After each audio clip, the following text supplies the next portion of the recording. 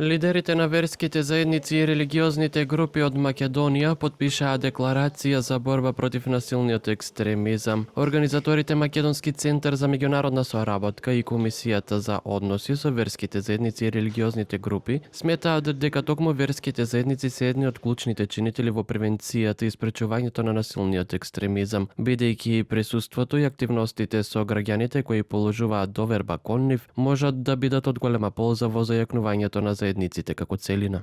Ние, подписниците на оваа декларација, верски лидери и представници на признатите верски заедници во Република Северна Македонија, собрани во духот на заедна пошит, водени од чувството на заедничка одговорност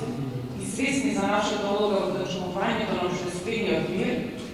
согласни сме со оваа декларација како израз на заедничка определба за градење достоинствен живот и отпорност кон насилниот екстремизам.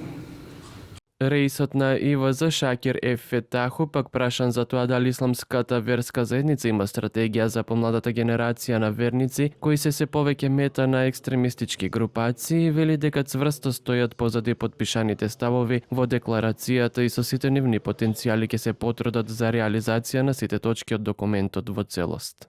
Секој чин кој излегува од прописите на исламската вера, односно секоја појава која е спротивна на верските прописи, посебно кои се спротивни на мирот, солидарноста, хуманоста, соживот и така натаму, исламската заедница секогаш одлучно